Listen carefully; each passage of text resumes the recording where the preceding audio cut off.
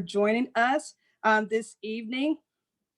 So before we get started, just a few company housekeeping tips. If you have any questions for those who are so joining us in the Zoom room, please write your questions in the chat box. For those who are joining with us via Facebook, please write your comments in this comment section and someone will be able to get those questions so we can make sure that your questions are answered.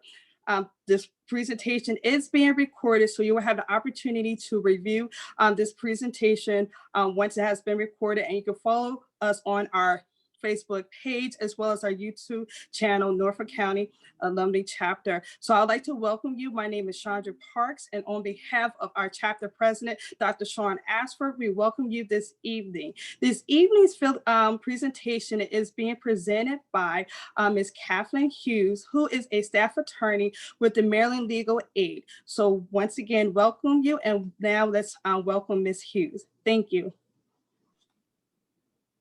Hello, good evening, everyone. I am so happy to be here and thrilled to be able to present to you on this really important topic. It affects all of us.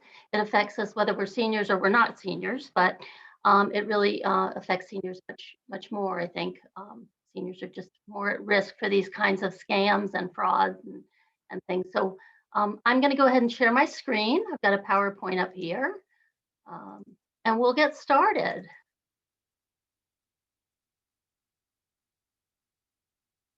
So before we get started on the actual presentation, I just want to give a little pitch for my employer, Maryland Legal Aid, and just let you know that we are here available to you. We're a statewide organization. We're the largest provider of free direct legal services in the state of Maryland.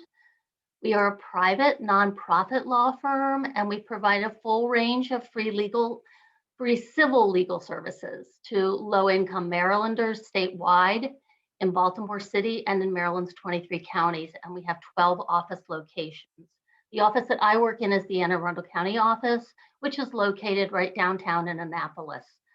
We're right across from the Naval Academy. Financial support for our services comes from federal, state, and local governments, foundations, law firms, the United Way, and individual donors. So we have a wide variety of people who support our work, and we're very grateful for that. Maryland Legal Aid handles civil cases. We don't handle any criminal cases. And the criminal cases, the difference being a civil case is between two private parties. Criminal cases are if you've been charged with a crime, that's a case that is brought by the state against an individual. And if you're charged with a crime, then you should contact the public defender's office because that's the organization in Maryland that handles those cases. Some of the issues that we handle are housing. We do subsidized housing and regular landlord-tenant, public benefits, consumer law, which means all kinds of debt collection and bankruptcy cases. We do family law, child custody issues, and we do handle criminal expungement cases. So we don't handle the actual criminal case, but now in Maryland, there are all kinds of opportunities to have your record cleaned up for petty offenses or for things that are no longer crimes. So we help people with that as well. We also are contract under the Older Americans Act. And in that capacity, we have a lot of services available for seniors in the state of Maryland. So we can assist clients with maintaining and planning for long-term care solutions, including planning for incapacity. And these are some of the issues that we handle: involuntary discharges, protecting rights in a nursing home, helping people who are signing folks into nursing homes, and long-term care medical assistance, how to get your nursing home paid. And there's you can find more information at Maryland Legal Aid's website, which is www.mdlab.org. So without further ado, I'm going to swing right into this wonderful presentation that was actually developed by the Consumer Financial Protection Bureau and the FDIC. It's a presentation that is used nationwide, and they have trained other attorneys to go out and spread the word. And so the information is very consistent, and we know it's coming from a great source because it's coming from these wonderful government organizations that are that help consumers. So I'm also going to turn off my video here just because it's distracting for me to be watching myself while I'm trying to get through the presentation. So I will do that if I can. I'm not.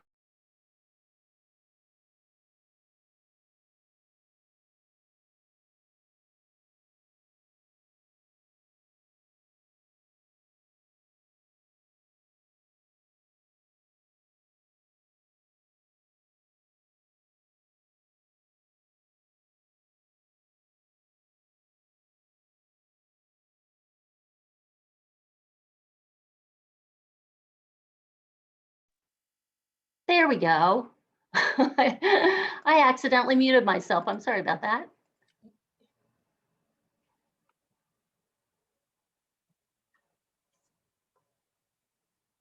Okay. There we go. There we go. So there are over 50 million Americans age 62 or older. Older adults are prime targets for financial exploitation by both people they know and trust and by strangers. And financial exploitation has been called crime of the 21st century. There is one study suggesting that older Americans lost at least $2.9 billion to financial exploitation by a very broad spectrum of folks, of perpetrators in 2010. And a key factor in some of this cases of elder financial exploitation is folks who are aging may have mild cognitive impairment, which can diminish the older adult's ability to make sound financial decisions. It's an epidemic that's under the radar. Cases tend to be complex and can be difficult to investigate and prosecute. So, and elders are at risk of losing their life savings, and they usually have little or no opportunity to regain what they've lost. So we're going to try to put out some awareness and prevention as the first step in trying to deal with this problem. So this program, as I said, designed by the Consumer Financial Protection Bureau and the FDIC, is designed to provide you with information and tips to help you to prevent common frauds and scams and other kinds of elder financial exploitation in your community. So I would love to have you all introduce yourselves to me, but I guess in this virtual world, that's a little difficult to do. Again, I'm Kathleen Hughes, a staff attorney with the Maryland Legal Aid, and I've been with Maryland Legal Aid for over 20 years, although I've been practicing law for close to 30. So that's me. Okay. So the objectives in this presentation are to recognize and reduce the risk of elder financial exploitation, to guard against identity theft. We want to learn to recognize and avoid scams and identify some scams in the age of coronavirus. This is new, but there are scams out there because of the coronavirus. And then I would hope to give you some other helpful resources on managing your money and reporting financial exploitation. So the first question, of course, is what is elder financial exploitation and who is at risk? And this would normally be an interactive program, so I apologize for that in advance. So I'm going to answer my own question. Under the Older Americans Act, elder financial exploitation is defined as fraudulent or otherwise illegal, unauthorized, or improper act or process of an individual that uses resources of an older person for personal benefit, profit, or gain. Actions that result in depriving an older person of rightful access to or use of their benefits, resources, belongings, or assets. Anyone can be a victim of financial exploitation, but elder financial exploitation is more prevalent, and it crosses all social, educational, and economic boundaries. It doesn't matter who you are or where you come from, you can be at risk of being exploited financially. So some of the reasons that older adults are maybe at risk, at greater risk of exploitation, is because older adults tend to have a regular income, whether that's Social Security or pensions, and accumulated assets, so they're going to be targeted. Older adults are trusting and polite generally, and they may be lonely and socially isolated. They might be vulnerable due to grief from loss of a spouse, a family member, a friend, or a pet. And they might be reluctant to report exploitation by a family member or caregiver or someone that they depend on because it's embarrassing. And there are other reasons that they might not want to report that. So they may be dependent on support from a family member or caregiver who is helping them. And that person may be helping them to remain independent, so they don't want to rock the boat. Older adults might be receiving care from a person with substance abuse, gambling, or financial problems, and that increases the risk for being exploited. There may be fear of retaliation by the person who is exploiting them. They might be unfamiliar with managing their own financial matters. Maybe somebody else has handled that for them in the past and they don't feel comfortable with it.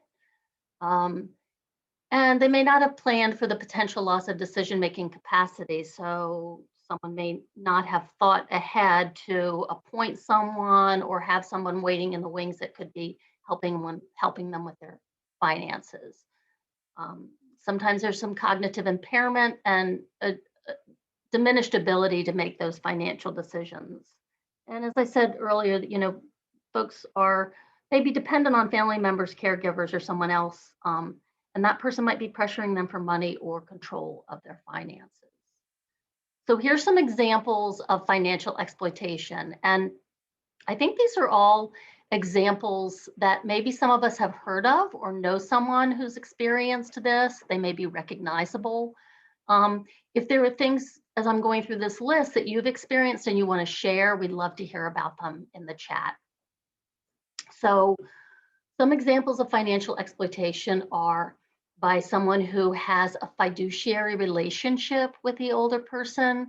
They might be exploiting that person because they have the ability to access their money. Powers of attorney in particular have been granted easy access to someone's financial accounts.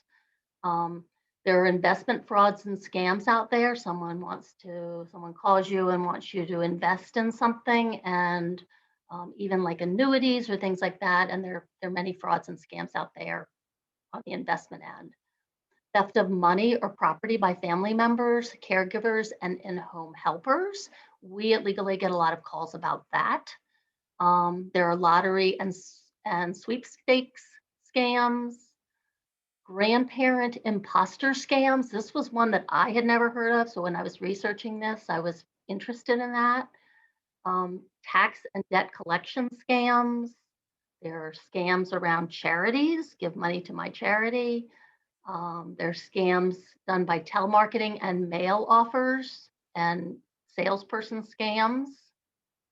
There are telephone, computer, and internet scams where people call you and are trying to get money out of you. Identity theft is always a problem in terms of financial exploitation. Reverse mortgage fraud, we're going to touch on that very briefly, but not going to spend a lot of time on that. And then contractor fraud and home improvement scams. So who are folks that are doing these scams? Well, or the financial exploitation? They could be family members and caregivers. They could be friends, neighbors, or acquaintances. They could be agents under a power of attorney, someone that you've appointed to have a power of attorney, a daughter, a son, aunt, uncle, something like that. They could be financial advisors. Maybe you have a financial advisor who's working with you, and they may be not keeping up their fiduciary duty to you. There are also strangers out there. So those would be the telephone and mail scammers, the internet scammers, the home repair contractors, Medicare scam operators, and other folks. I'm just going to touch on this briefly because I think that we know the reasons that people don't report exploitation, even if they know that they're being exploited. And that is because they're embarrassed or ashamed that they were either caught up in the scam or the fraud, or that somebody has ongoing exploitation. they have loyalty to a family member or caregiver who may be taking care of them in other ways, and they don't want to rock the boat, but that person is also taking advantage of them. They might fear retaliation from someone or be afraid that they're not going to be believed. They might be dependent on the person for care and assistance. Some victims are just unwilling or unable to acknowledge that they're being financially exploited or that they've been financially exploited. Some people think they may deserve it. Someone who's being abused or exploited, it can erode a person's self-esteem, and some folks might just think, well, this is just the way it is and I deserve it. And then some people might not even know they're being exploited, and they may need someone else to point it out to them. The places that you want to go if you know you're being exploited, or if you know of a relative or loved one who is being exploited, for help, Adult Protective Services is the number one place. And so there's a website here, eldercare.gov, and an 800 number. I also had jotted down the Anne Arundel County Adult Protective Services number. So if you want to take that down, their contact information is 410-421-8400. 410-421-8400. Of course, if a crime is being committed or someone's being exploited, the local police is a good place to go. If you notice things that are happening with your bank account or the credit union, contact that financial institution. The banks and credit unions are very good about keying in on activity that doesn't seem right, and they can suggest ways to help.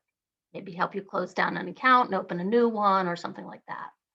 And then credit cards. If you notice that there's something going on with a credit card, you want to contact the creditor. If you have not authorized credit card charges or payments, you are generally not responsible, but there is a time limit on that. So you want to make sure that you contact the creditor as soon as you know. And then again, down here is a website for more information. Having a hard time seeing that because of my screen, but there is a website down there that you can go to. Very briefly, a fiduciary is someone, and I just want to go over this really quickly so that people understand that someone who manages your money or property has duties to you, fiduciary duties, and they're supposed to be acting only in your interest.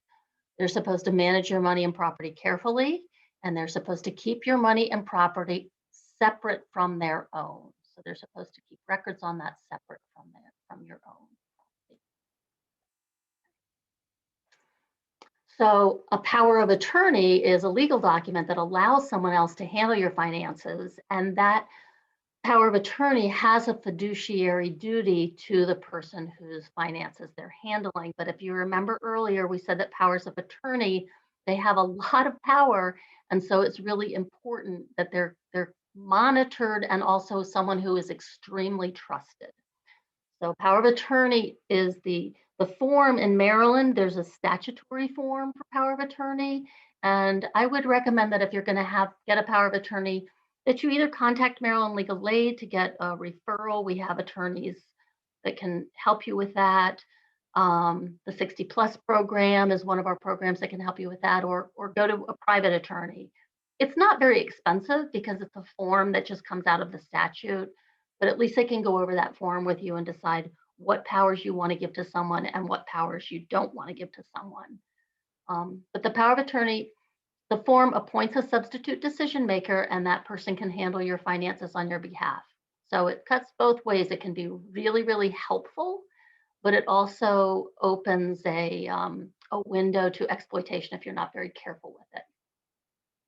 The power of attorney can also avoid the need for a court-appointed guardian, because just because you can't or don't feel able to manage your finances, that doesn't mean that you need somebody to be making all of your decisions for you. You might be perfectly competent to get yourself up and dressed in the morning and cook your breakfast or whatever it is. But so you don't need a court-appointed guardian, and it is a way for you to have some control over who the person is that's making those decisions for you or that's helping you with your finances. And as I said, it's relatively inexpensive to get a power of attorney or to create a power of attorney. And these are some of the pitfalls. We see this sometimes with, I hate to say, children, daughters, adult children, but we do see this sometimes with adult children. And they may pressure, a parent to grant them more authority than that parent wants to give them. There is the risk of them misusing funds, the power of attorney, and doing unauthorized actions because they have that power of attorney. So it's just want to monitor it.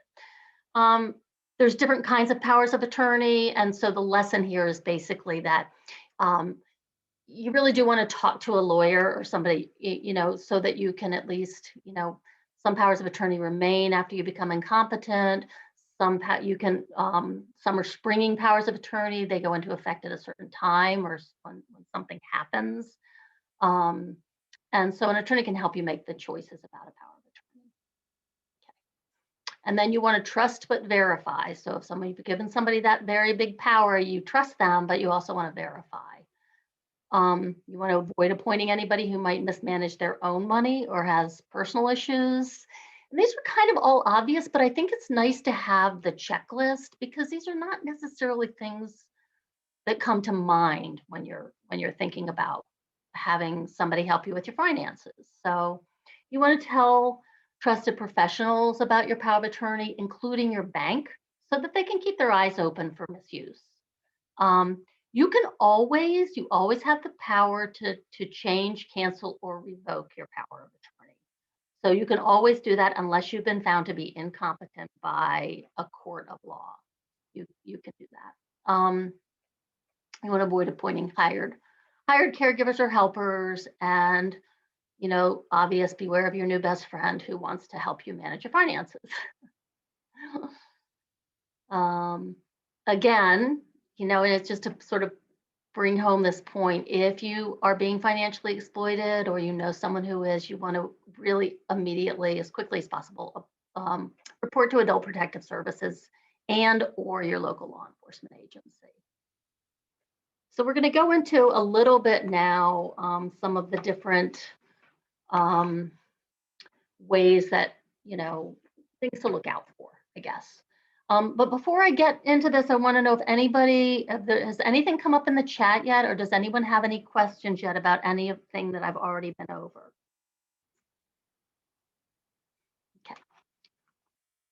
Okay. Is that a yes or? Okay. One of the questions that we have from our Facebook Live audience is, what about the adult child who borrows a car and won't return it? What's the best recourse in that situation? Wow. I would, if the car is titled in not in the child's name, but is in someone else's name, that's the individual that has the title to the car. It's their property, so you can report it stolen. I think that's, off the top of my head is what I would say is contact the police. And, sometimes that's not always, I understand as I'm saying that sometimes in families, you don't want to have the police involved because it leads to all other kinds of problems. But that is really, the only way legally to get it back. I mean, one of the other things that I can suggest is, you can contact Adult Protective Services or perhaps Aging and Disability to see if somebody might intervene and talk to that person to just try to get them to return the car voluntarily. Thank you. Sure.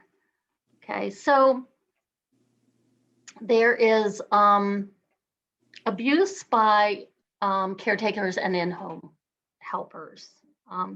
So elder financial exploitation is often perpetrated by family members and other caregivers. And so you just want to take steps to guard against that exploitation. So one thing that you can do is You want to secure your private financial documents. So your checks, your financial statements, credit card statements, things like that. And you might consider using a locked file cabinet or a locked box that you can get, usually at Office Depot or Home Depot or something like that. If you have helpers who are making purchases for you with your money, you want to require receipts from those helpers so that you know the money that's going out. You want to make sure to monitor your bank accounts and telephone bills. And you might consider setting up like an automatic bill pay with your bank for those bills that are the same every month so that somebody else isn't having to deal with that. And transaction alerts. The banks can be really helpful in that way and trying to help you get set up so that you don't have a lot of interaction that you need to do with the bank. Your hired caregivers, you really don't want them opening your mail, paying your bills, and managing your finances. Not because some folks aren't trustworthy, some folks certainly are, but you just don't know. And so it's better to keep those close to you. Now, sometimes, that may not be possible. I mean, if I have a client who is vision impaired, and he has really struggled with trying to find someone trustworthy that can read his mail and help him with his finances. And he's really has run into a lot of problems around that. So, but hired caregivers are generally not the folks that you want to be doing that. You don't want to promise people money or any assets that you have after you die in exchange for care now. For one thing, they're not going to get them unless they happen to be in your home and taking them. But it's just not a good idea. You don't want to lend your employees money or property. And these are all, again, common sense. But and you don't want your caregivers to be using your ATM card. Once they have that PIN number, they have that PIN number. So the other thing that's a really good thing to do is to check your credit reports. You get a free credit report from the 3 main credit reporting companies every year, once a year. And the website for that is annualcreditreport.com. You can get to that link through the Federal Trade Commission website. So if you just Google FTC or Federal Trade Commission, it will bring up that link. There are a lot of other links out there of places that will charge you money for your credit report. You don't want those. So be sure you go to annualcreditreport.com because that's where you get the free ones. We're going to talk a little bit about investments. Investment fraud, it's also known as securities fraud, is a term that covers a wide range of illegal activities involving deception of investors or manipulation of financial markets. And, we all know if it sounds too good to be true, it probably is. So you just have to use your antenna on that one. But let's talk about some of the things that investment fraud, folks that are perpetrating fraud do. So some folks have this misleading senior certification or designation, that they're an expert in senior issues.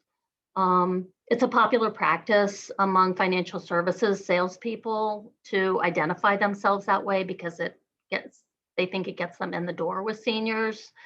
But the requirements for earning any of those certifications they really vary widely.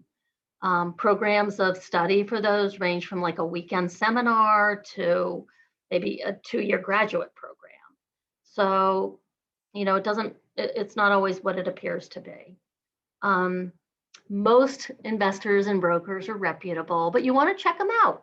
Always check them out. So, and I think when we get, there's another slide in here that gives some resources for checking out those financial investors.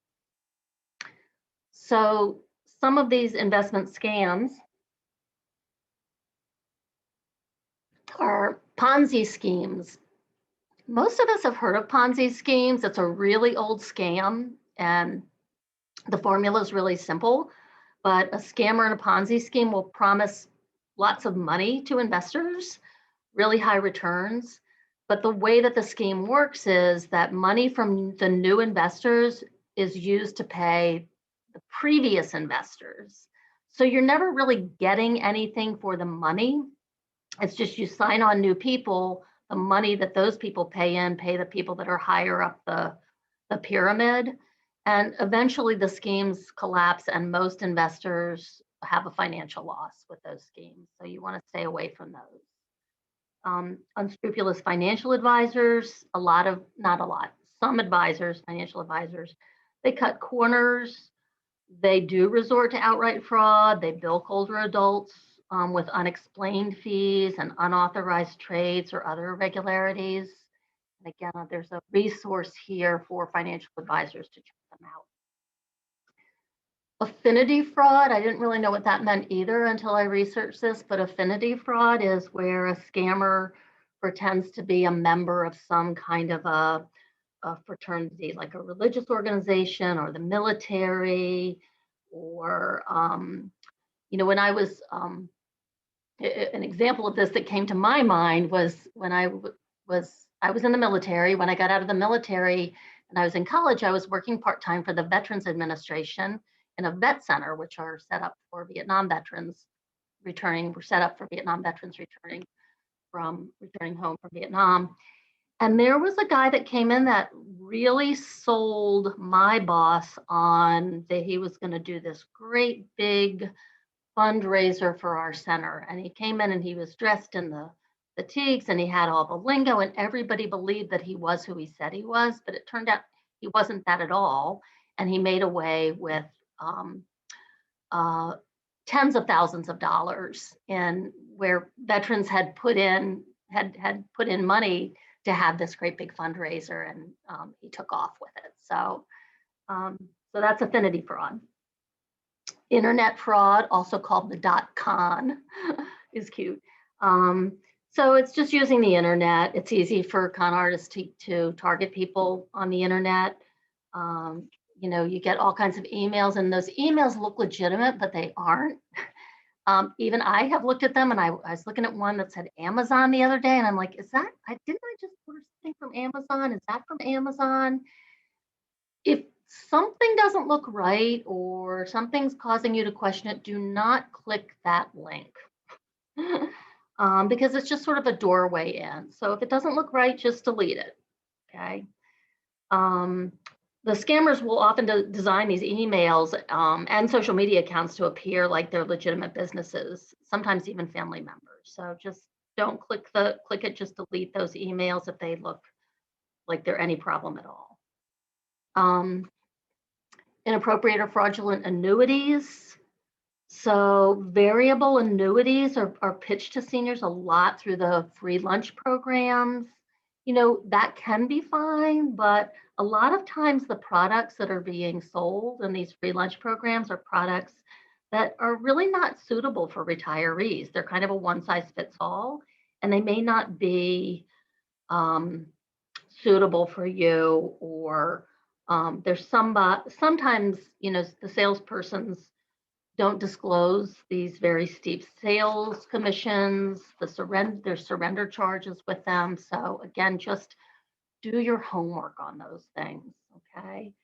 And here, as promised, is the slide that gives you the way to check out backgrounds of brokers or brokerage firms or registered investment advisors. This PowerPoint I certainly will provide. I don't think I sent it to Chandra yet, but I certainly will provide it to her so that it's available for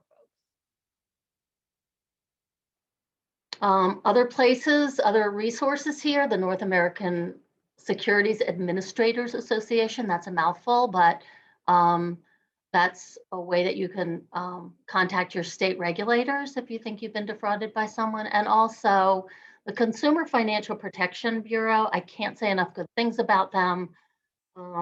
I think they're going to be back now with the new administration. I think they were a little I don't know how to put this delicately, but I think they were suppressed during the last administration, but I think they're going to be really back helping all of us consumers to navigate these really tough issues. So they have a lot of good information on their website. And so if you're working with a financial advisor, there's a great resource for you.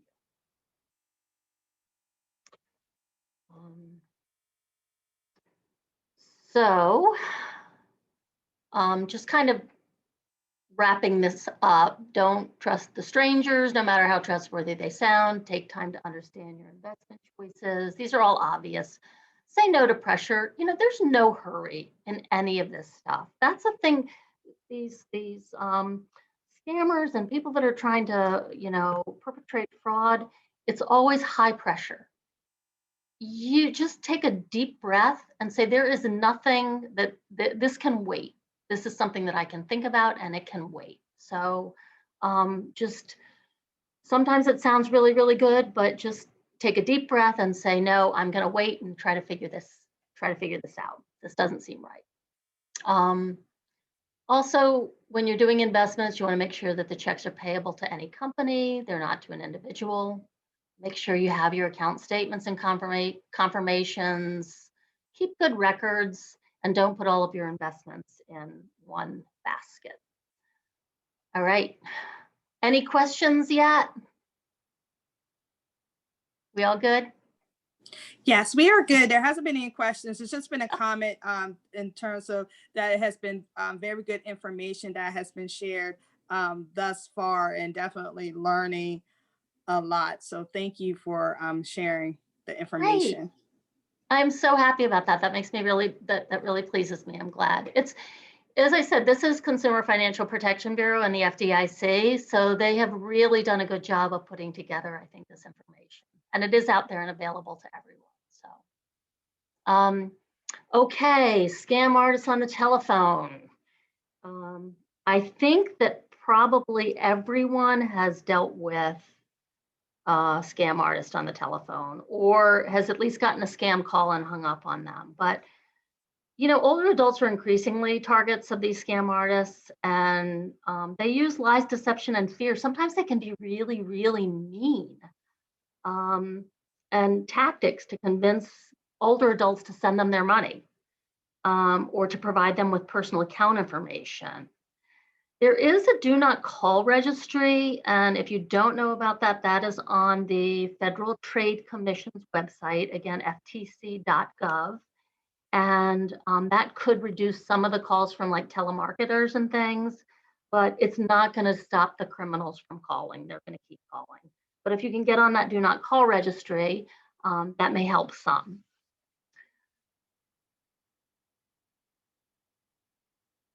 Okay, this is the one that I couldn't believe.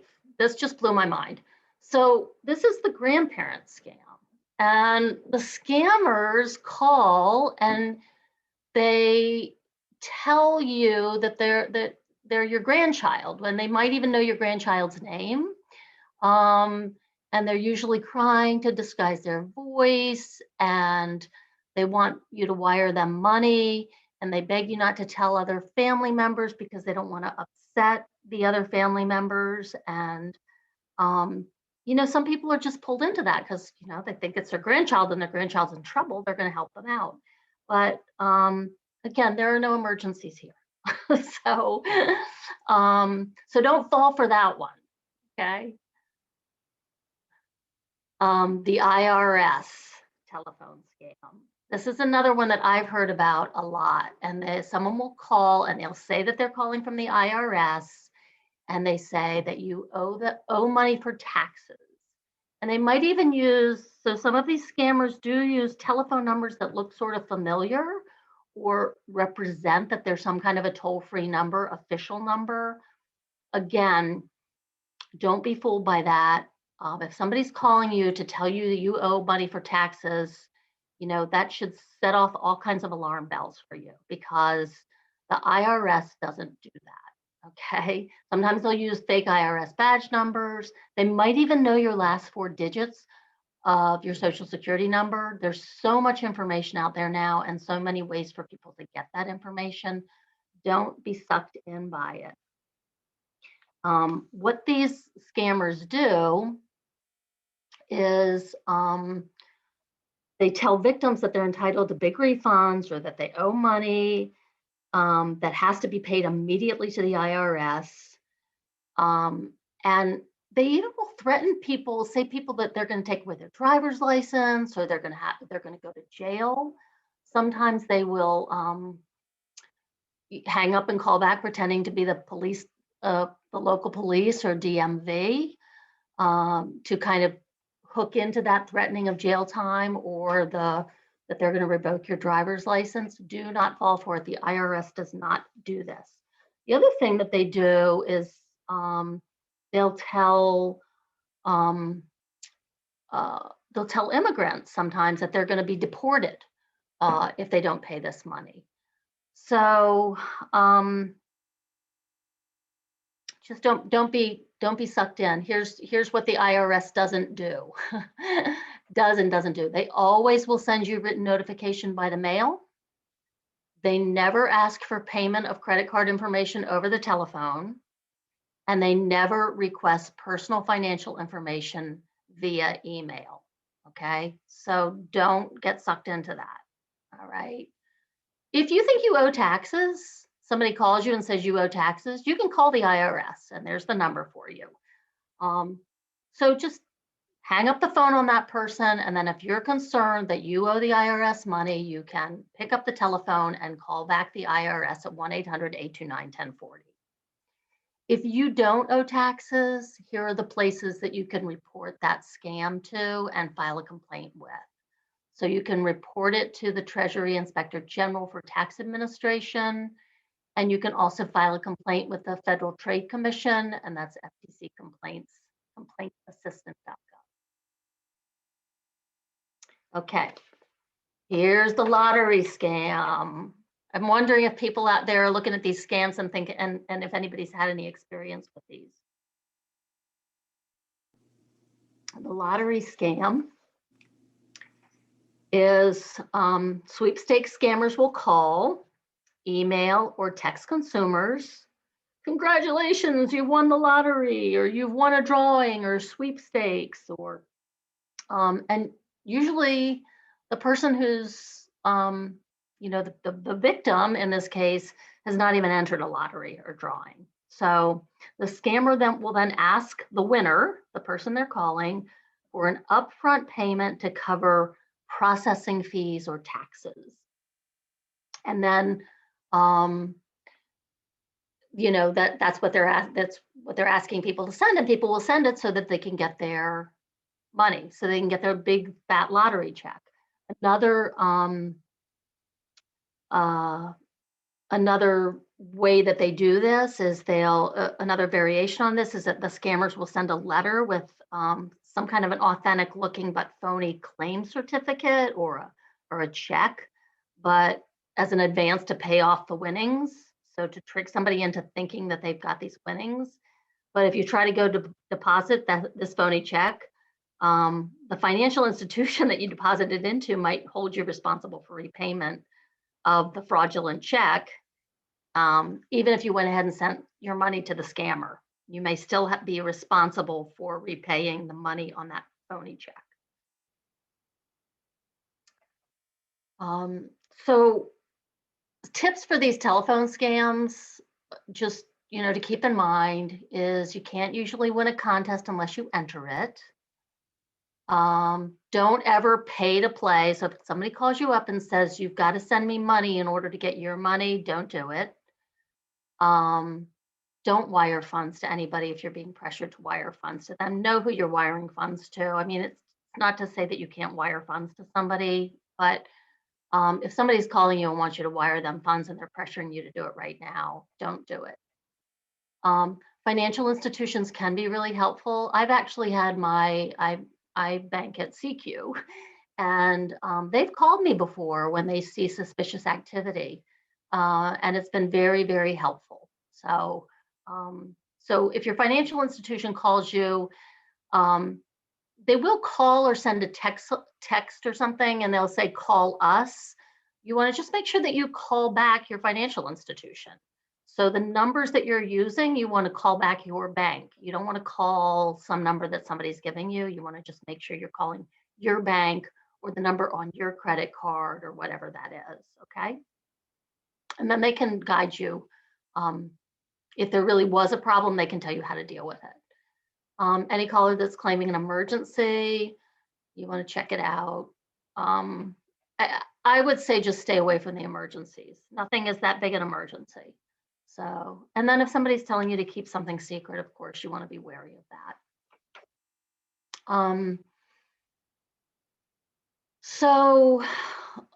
To trick victims into paying a debt that doesn't exist, scammers are going to contact people by phone. They will often refuse to answer any questions. They may have information about the victims, and they might use threats and scare tactics, or pose as law enforcement agents or government employees. They might also refuse to give you the mailing address or phone number, or ask for personal financial information, and they might ask you to buy a prepaid debit card and to send them the card. So here's some safeguards for that. I'm seeing that we're really getting short on time, and there's so much information here, so I'm going to just try to whip through this, and I'm sorry, I apologize for that. I'll talk fast. Debt collection safeguards, make sure that you ask their name, get their telephone number and address. If you don't recognize the debt, you can ask them for more information in writing. You've got a right to get a breakdown of any amount that's owed to you, and don't give out any financial or sensitive information. You want to keep copies of all your related papers. There's also charity scammers, and I'm going to just kind of whip through this. Again, they want money for charity, but they'll refuse to provide you with information, and they're not going to give you proof that it's tax deductible. Their charity might mimic the name of an organization that you know. They might thank you for a pledge that you already made, and would you make another one, but you don't remember that pledge. They're going to pressure you to donate immediately. They want you to donate cash or wire money. They want your private account information, routing numbers, and they may guarantee a sweepstakes winning if you make a contribution. Beware. So these are the things that you can do: ask for more information, research the organization's name, see if it's a trustworthy charity. If it's something that you think, oh, this is a charity that I want to give to, check it out first. That's all. Keep a record of your donations and learn if your charity is eligible for tax deduction. And these are other ways to avert, fraud, which is to pay by check or credit card. Don't send cash donations, and don't donate till you've researched the charity. Phishing attempts are they come across on the internet, email and text message. And they trick people into using or revealing personal financial information. They're designed and disguised to look like somebody that you might know. So here are telltale signs to look for in phishing attempts. Please click the link below and confirm your identity. Don't do it. Click here to update and verify your information. Don't do it. Once you click on it, then they have access into your computer. So, or call us to receive your refund. You want to have, use security software. Don't email any financial information or account numbers. Don't open attachments. Use passwords that are hard to get, and shut down your computer when you're not using it. Okay, so these are some things about COVID. Scammers are selling products right now to treat or prevent COVID-19 without any proof that they work. They're using illegal sales calls to get your money and your personal information.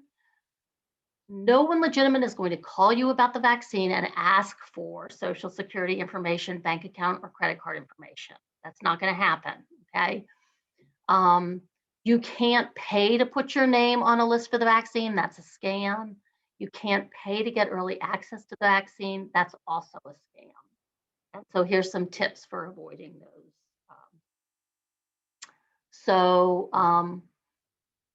just ignore those offers, hang up on the robocalls, watch out for those phishing emails and text messages. This is also research before you donate. I think that got mixed in with the charities, but don't click on links or emails or texts that you don't expect. Yeah, this is charity. I apologize, I kind of mixed up too. So don't rush into making a donation. If you see a scam, report it to the FTC.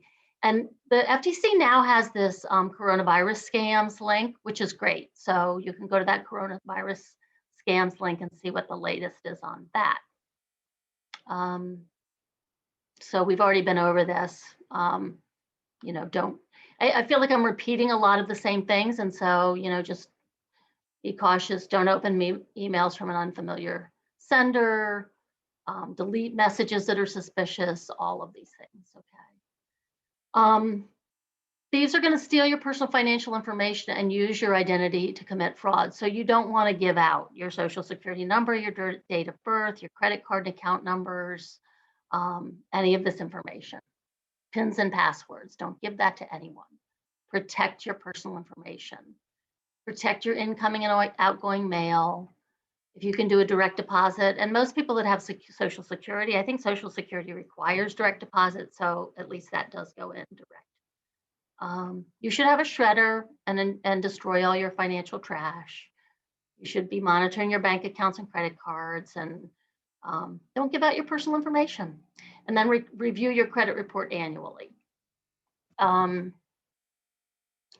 Social Security Administration, if you are getting Social Security, you're going to see on the outside of every statement you get that disclaimer that says the Social Security Administration is not going to call you for this information. So, and then you can open a My Social Security account, and that can be helpful in protecting your Social Security Administration, or your Social Security information if you go to Social Security and open that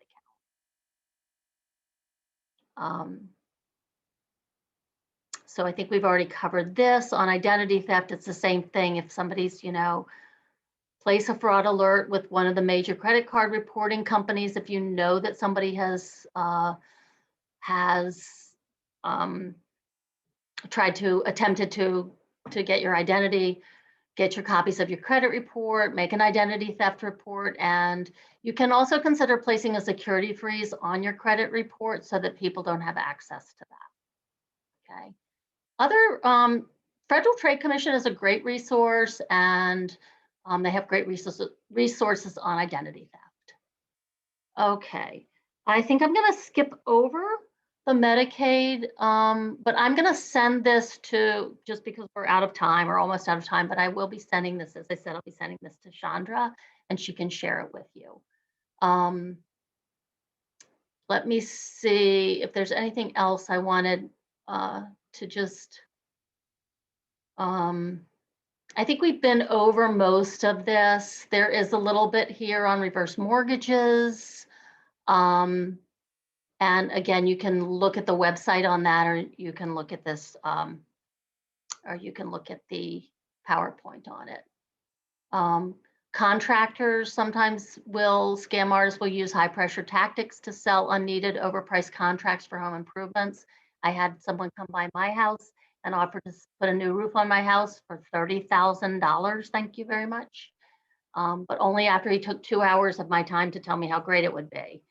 And I learned the hard way on that one that, you know, next time I'm not going to bite on that, on that one.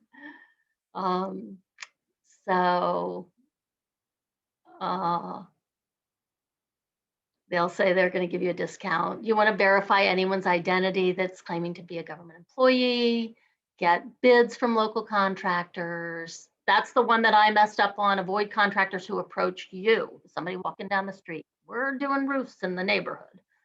So you want to research them. Okay. And there's a resource there for hiring contractors. Veterans benefits, I'm going to zip through. So I think that, yep, that's it. So there's, you learned about types of financial exploitation, tips for recognizing scams, strategies to avoid identity theft, and how to prepare. We didn't go over the medical identity theft, but you can do that. How to prepare financially for future health problems and disasters. We didn't really cover a lot of that, but that can be, that's the advanced directives for healthcare and advanced directive and powers of attorney. So if you have any final questions, you are welcome to ask them in the chat right now. I'm happy to stay as long as you like, or as long as Chandra wants me to stay. Chandra might be ready to go. Hi, Kathleen. We do actually have a couple of questions, so Okay. thank you for that. So one of the questions that we do have this evening, what are your thoughts of having a joint account with your parent? So it's kind of the same principle as you really have to trust your parents and your parents really have to trust you. It can be a really great tool because as your parents age, you can really help them a lot by being able to monitor what's going on with their bank account and help them paying their bills and those kinds of things. So it can be a great tool, but it is also everyone that if you're on a joint account, each person has complete access to that account. So you have to really trust the person that you're on that account with because they can go in and empty that account at any time. So I just say be cautious and make sure that the other person, that your parent, trusts you and that you're doing it to help your parent. And, I like to think that most children are good-hearted and are doing the right things for their parents. I certainly would never think about, my mom's past, but I would have never thought about trying to scam her. But we do get calls all the time, and it's really sad. So anyway, too much editorializing. Sorry. Thank you. Another question is, for your particular organization, do you have a list of credible or free tax preparers like VITA or the United Way that can provide free and secure tax preparation for seniors? Ooh, I wish I could answer that question. I'm not really sure. So if you go to our website or you contact the 60 Plus program, they might. I know that some organizations do that free tax preparation every year, and they're good and reliable, but I am not sure. And I wish if there's a way for me to get that information back to you, Chandra, I'm happy to do that, but I don't know the answer to that. I'm sorry. You can call our offices and maybe somebody, might be able to help with that. And I think in another resource for the state of Maryland, if you could contact the Cash Campaign, which is the state of Maryland, they do have a list of the different vital tax preparers in each particular county. So if you're within the state of Maryland, if you want to contact the Maryland Cash Campaign, and they have a list of free financial, resources and links to different tax preparers within each particular county. They do. Thank you, Sandra. I had completely forgotten about Cash Campaign. So, and they're great. They're a great organization. And also another question as relates to the services that your organization offers, possibly volunteers that can help the elderly open their mail.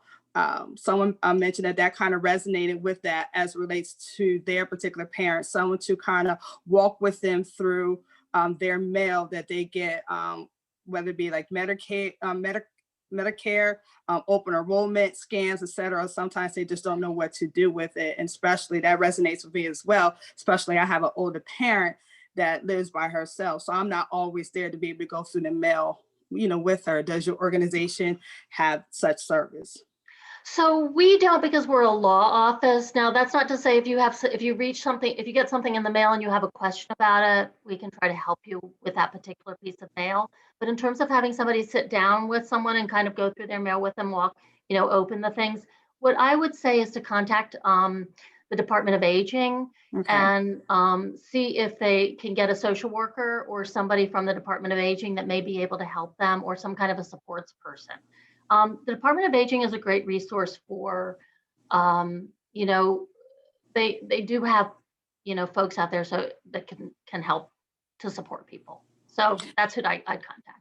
Thank you for sharing those resources. The Department of Aging and Disability, and also within the chat, another resource that was given was AARP, Yes. tax aid as relates to resources with helping with the elders as relates to tax preparation. So thank you everyone who is participating and just sharing wonderful resources. So thank you very much. Does anyone else have any other questions or anything that they would like to share this evening?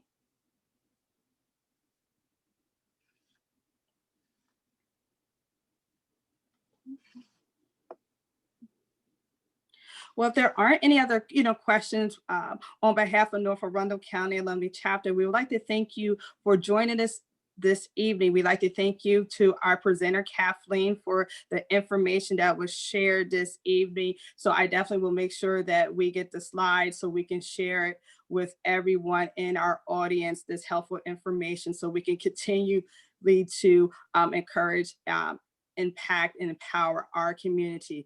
We will be here tomorrow at the same time at 6:30 for day 3 of our Senior Support Week. So once again, thank you for joining us this evening. Thank you so much for having me. That was a lot of fun. Really enjoyed it. Thank you.